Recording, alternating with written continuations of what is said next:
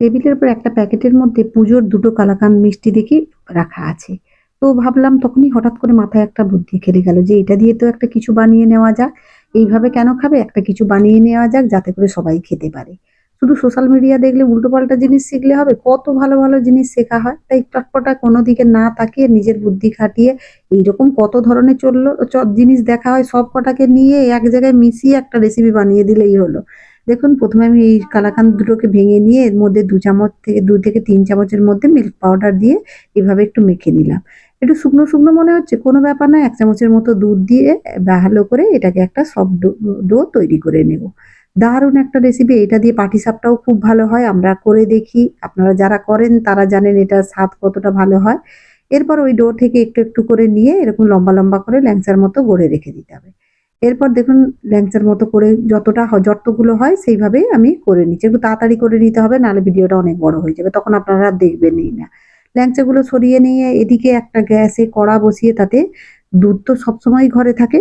এখানে আমি ০.৫ লিটারের মতো দুধ আমি গ্যাসে গরম করতে দিয়ে দিলাম। আমার একেবারে খাঁটি গরুর দুধ, প্যাকেটের দুধ নয়। তাই গরম করে রাখা ছিল। তো আমি একেবারে স্লো ফ্লেমে গরম করতে বসিয়ে দিলাম।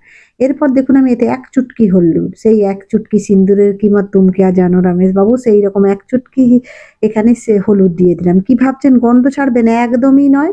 আপনারা যারা হলুদ দিয়ে দুধ খান তারা তো জানেনই। আর কোনো গন্ধ ছাড়বেন না। যখন আপনি পোলাও রান্না করেন যারা কালার ব্যবহার করেন, হলুদ দিয়ে যারা করে তারা জানে কোনো গন্ধ ছাড়ে না। অনুষ্ঠান বাড়িতেও আজকাল হলুদ দিয়ে রান্না করা হয়। আর দুধের মধ্যে হলুদটা যখন ফুটে যাবে, অনেকক্ষণই ফুটবে, এরপর এতে অনেক কিছু পড়বে, দুধের কোনো গন্ধ আর হলুদ খাওয়া তো খুবই ভালো দুধের সঙ্গে। এইভাবে স্লো ফ্লেমে হাই কমে বাড়িয়ে কমিয়ে এই দুধটাকে একেবারে ঘন করে জাল করে নেব। তারপর এখানে ৩ চামচের মতো আমি মিল্ক পাউডার দিয়ে দিলাম। দিয়ে মিল্ক পাউডারটা এর সঙ্গে ভালো করে গুলিয়ে নেব যাতে করে এটা তাড়াতাড়ি ঠিক হয়ে যায়। কারণ অত সময় নিয়ে খুব তাড়াতাড়ি করে করতে হবে। আবার হাসব্যান্ডের ডিউটির রান্নাটাও করতে হবে। তাই ঝটপট করে আমি এটাকে বা করে নিলাম। কিছুক্ষণ জাল দেওয়ার পর এর মধ্যে ৩ থেকে ৪ টের মতো এলাচ দিয়ে দিলাম। তারপর পুজোর বাতাসা ছিল, ফেলা যাবে না কিছু, নষ্ট করা যাবে না কিছু। এখানেই কাজে লাগিয়ে নিতে হবে। শরবত করে খাওয়া হয়, চলো এখানেই কাজে লাগিয়ে বেশিরভাগ আমি দুধের কোনো প্রোডাক্ট বানালে এইভাবে ইউজ করে নিই।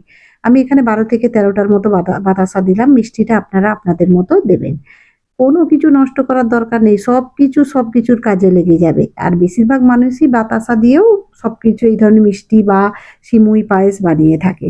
এরপর দেখুন খুব সুন্দরভাবে গ্যাসের ফ্লেমটা হাই কমিয়ে বাড়িয়ে এইভাবে একেবারে ঠিক করে নিচ্ছি। দেখুন এটা বেশ গাঢ় হয়ে গেছে। আর নয় এরপর আমি গ্যাসের ফ্লেমটা অফ করে দেবো কারণ এটা এমনিতে আরো ঠিক হয়ে যাবে। আমি এটাকে কিছুটা ঠান্ডা হতে দিয়ে এখানে দেখুন ৭ টা যেহেতু আমি ল্যাংচার মতো বানিয়েছিলাম পুরটা, এখানে আমি ৭ টাই পাউরুটি বা ব্রেড নিয়েছি। আমার কাছে একটা কাঁটা ছিল। আজকে তো আমি একে ইউজ করবই।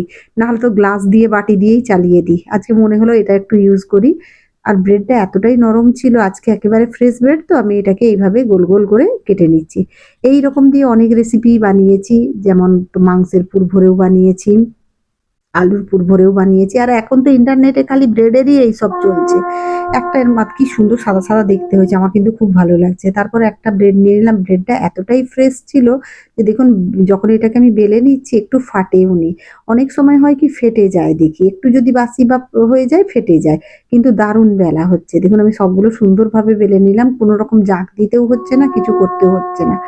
খুব ভালো লাগলো। আমি এইভাবে বেলে নিলাম। বেলে নিয়ে এরপর দেখুন ওই যে মিশ্রণটা বানিয়ে রেখেছিলাম সেখান থেকে নিয়ে আর ওই যে আমি রাবড়ির মতোটা বানিয়ে রেখেছি তার থেকে একটু দুধ নিয়ে এটাকে দেখুন এরকম পুলির আকারে গড়ে নেব। কত সহজ বাবা বাড়িতে গেস্ট আসুক বা নিজেরাই খেতে ইচ্ছে করলে প্লেট সাজিয়ে বসে যান। দারুণ হবে। আর সত্যি কথা দিচ্ছি আমি পরে আওয়াজটা দিয়েছি এটা বানানোর পর যখন আমি খেয়ে দেখেছি এতটাই স্বাদ হয়েছিল আপনাদেরকে আমার নিজের পার্সোনাল এক্সপেরিয়েন্স দিয়ে বলছি একবার বাড়িতে অবশ্যই বানান। আর যারা বানান তারা তো জানেন এটার স্বাদ কতটা হয়। এইভাবে কোনো রকম পুর বানানোর ঝামেলা ছাড়া যদি আপনারা খুব সহজেই বানিয়ে ফেলতে পারেন, সামনেই হোলি, তো হোলি স্পেশালে এই মিষ্টিটা একবার বানিয়ে দেখুন না। কিছু না ২ টো করে প্লেটে দিয়ে দিলেই সবাই খুব খুশ। আর সত্যি খুব সুন্দর খেতে হয়েছিল। তো আপনারা একবার আশা করব অবশ্যই বানিয়ে দেখবেন। দেখুন আমার এগুলো রেডি হয়ে গেছে। এরপর আমি একটা সার্ভিং ডিশের মধ্যে সাজিয়ে নিচ্ছি।